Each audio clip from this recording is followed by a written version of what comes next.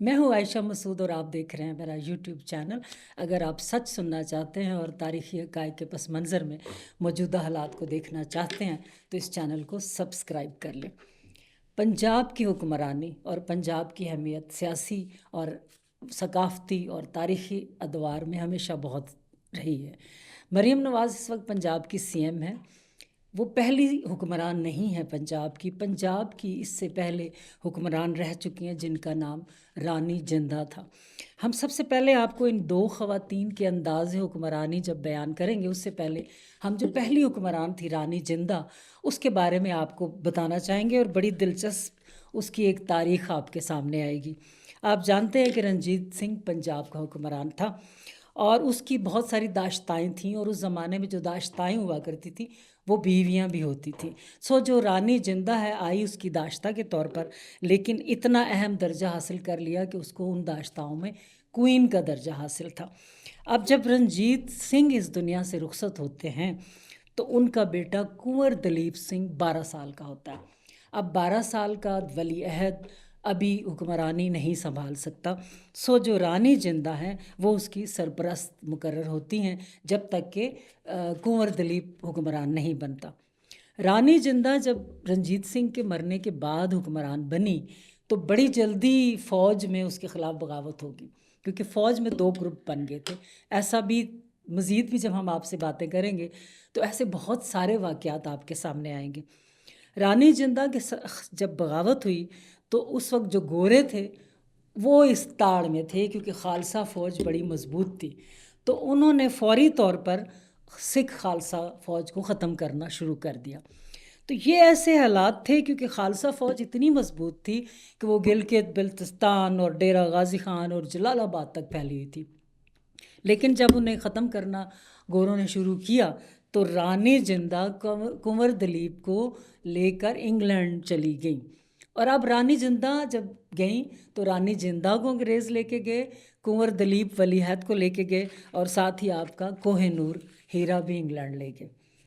आगे जब हम चलते हैं कि कुंवर दलीप ने इंग्लैंड में शादी की, अंग्रेज़ औरत से शादी की, फिर ख़ुद भी क्रिश्चियन, कहा यही जाता है कि वो क्रिश्चियन हो गए। अब हम उनकी जो वाइफ हैं या बेटी हैं उनका ज़िक्र आता है कि वो लाहौर आईं, अपने बाप की हवेली में भी रहीं और फिर क्रिश्चियन कॉलोनी में ही उनका इंतकाल यानी दफन हुई। अब जब नाजरीन हम देखते हैं पंजाब का मौजूदा दौरे हुकूमत, जिसमें दूसरी हुक्मरान पंजाब की तारीख़ के हवाले से पंजाब की दूसरी ख़ातून हुक्मरान मरीम नवाज़ इस वक्त मौजूद हैं, जो इस वक्त जापान का दौरा कर रही हैं। अब जैसे हमने रानी जिंदा की हिस्ट्री बताई कि किस अंदाज़ में वो रंजीत सिंह के आई थी जब वो हुक्मरान थे, तो नवाज़ शरीफ की साहबजादी हैं और ये बड़ी लाडली और पढ़ाई में जो बाज़ बच्चों को तो बहुत मार मार के भी मेहनत करवाई जाती है। नवाज़ शरीफ का ख्वाब था कि वो मेडिकल की तालीम हासिल करें, कुलसूम नवाज़ भी यही चाहती थी, लेकिन मरीम नवाज़ मेडिकल की तालीम हासिल ना कर सकी।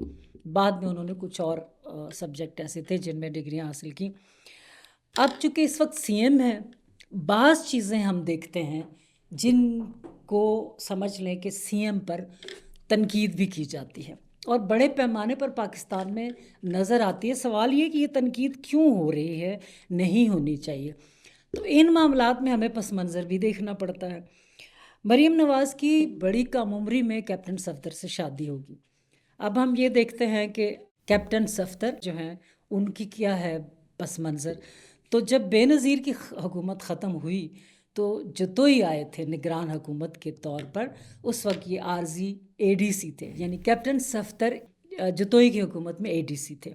जब नवाज़ शरीफ आए बाद में तो वो फिर उन्होंने एडीसी अपनी मर्ज़ी से भी सिलेक्ट किया जा सकता, तो उन्होंने कैप्टन सफदर को अपने साथ रखा। लेकिन फिर जाहिर है कि दोनों की, कहा जाता है पसंद की शादी है, तो दोनों की शादी होगी। हर वालिदैन की तरह नवाज़ शरीफ और कुलसूम नवाज़ चाहते थे कि मरीम नवाज़ इस उम्र में शादी ना करें, बल्कि पहले वो अपना फ्यूचर बनाए। शायद वो उन्हें इसी हुक्मरानी की तरफ लाने का ख्वाब देख रहे थे। मैं समझती हूँ कि हर माँ बाप जो कि जिस शोबे में भी होते हैं उनकी ये ख्वाहिश बुरी नहीं समझी जा सकती। वो चाहते थे कि मरीम नवाज़ आएँ, क्योंकि शहबाज शरीफ के मकाम पर आप देखें तो हमज़ा उनका बेटा मौजूद था, और नवाज़ शरीफ के बेटे लंदन में हैं, और वो हैं भी नहीं इस तरह के कि वो सियासत में आते। उनका अपना ही एक अंदाज़ और अपना ही गुफ्तगू का अंदाज़ और एक कारोबारी शख्सियत के तौर पर है, और इतने इंटेलिजेंट भी नहीं है कि वो सियासत में आ जाते। तो नवाज़ शरीफ की ये ख्वाहिश थी कि बेटी डॉक्टर बने, फिर शायद उसे बाहर भेजा जाए, लेकिन ऐसा हो नहीं सका। अब नाज़रीन, आप ये भी जानते हैं कि नवाज़ शरीफ की हिस्ट्री में है कि बाज़ मुश्किल हालात में उन्होंने मुल्क को छोड़ दिया और ख़ुद जलावतनी इख्तियार की। पहले सऊदीया चले गए, 8 साल रहे, सरूर पैलेस में रहे, जिसका ज़िक्र मेरी जो मैंने मजीद निज़ामी की बायोग्राफ़ी में लिखा है, चूँकि मजीद निज़ामी नवाए वक्त के जो सीनियर सहाफ़ी और नवाए वक्त उन्होंने शुरू किया और वही मालिक थे, उनके बड़े ताल्लुकात थे इस ख़ानदान के साथ। तो वो सरूर पैलेस को तंज़िया भी कहा जा कहते थे कि नवाज़ शरीफ 8 साल सरूर पैलेस में सरूर हासिल करते रहे।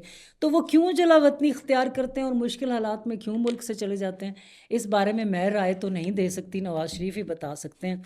लेकिन उनकी ख्वाहिश बड़ी पुरानी थी कि उनकी बेटी भी, जैसा कि शहबाज शरीफ का बेटा है, वो भी सियासत में नज़र आए। आगे जाके जब हालात बदलते हैं और अगले मरहले में नवाज़ शरीफ 50 रुपए के स्टैम्प पेपर पर एग्रीमेंट करके इंग्लैंड चले जाते हैं। बाजवा की बाद में एक्सटेंशन आती है, जो कि वो लंदन में बैठ कर कहते हैं जी असेंबली में इस बारे में फेवर की जाए कि बाजवा को एक्सटेंशन मिले। बहरहाल कोई कानून मौजूद नहीं था, बाजवा की एक्सटेंशन होगी। अब नवाज़ शरीफ जब आते हैं रजीम चेंज के बाद, तो फिर उन्हें कह दिया जाता है कि अब आप साइड पर रहें। जैसा कि आप देखते हैं कि वो अभी तक साइड पर हैं, वो आपको कहीं नज़र नहीं आए। उनके भाई प्राइम मिनिस्टर हैं, इसहाक डार मौजूद हैं और उनके लोग मौजूद हैं। मरीम नवाज़ ख़ुद उनकी बेटी सीएम हैं, लेकिन इस्टेब्लिशमेंट ने ये नहीं किया कि उनको कोई प्राइम मिनिस्टर बनाया जाता या 5वीं दफ़ा उनको ये ओहदा दिया जाता। ऐसा नहीं हो सका। अब नाज़रीन, अगर ये सोचें कि इस चीज़ को वो अच्छा समझ रहे होंगे या दिल पर नहीं ले रहे होंगे, एक उस घर का जो पहला बड़ा सियासतदान वज़ीर आला से प्राइम मिनिस्टर बनता है और वो एकदम ही उसको खुडे लाइन पर ही रखा जाए, तो ये उनके लिए एक डिप्रेसिव बात अभी तक नज़र आती है। और अगर उनको देखें तो उनके चेहरे पर ये तासुरात हम देख सकते हैं। जब ग्रूमिंग की बात करते हैं, मौजूदा सीएम हैं, इस वक्त जापान के दौरे पर हैं, बैरून मुमालिक जाती रहती हैं। अब उनकी ग्रूमिंग, अब जब ग्रूमिंग की बात करते हैं तो नजम सेठी, जुगनू मोहसिन, अताउल हक कासमी, ऐसे ऐसे लोगों को उनके साथ लगाया गया कि उनकी ग्रूमिंग हो। लेकिन एक ग्रूमिंग और भी होती है, वो ये होती है जो मोहतरमा बेनज़ीर ने हासिल की। अब भुट्टो की वजह से बेनज़ीर ने भी आना है सियासत में, लेकिन बेनज़ीर फ़ॉरेन ऑफिस में बैठा करती थी। बेनज़ीर आपको भारत के शिमला मुआहदे में भी बड़े बड़े हुक्मरानों से मिलती हुई नज़र आती। बड़ी दुबली पतली सादा सी एक लड़की हुआ करती थी। इवन आबदा हुसैन ने अपनी किताब में लिखा हुआ है कि उसका चेहरा बड़ा पिंपल से भरा हुआ और बड़ी कैजुअल सी होती थी। और अब इसमें वो उन्होंने सीखा सियासत को इस अंदाज में कि उन्होंने आगे आना है। क्या मरीम नवाज़ हादसाती तौर पर सीएम बन गए? उनके पस मंज़र में ऐसा कोई लर्निंग, सीखने वाला प्रोसेस उन्होंने ख़ुद नहीं किया, नज़र नहीं आता। इसकी क्या वजूहात हैं?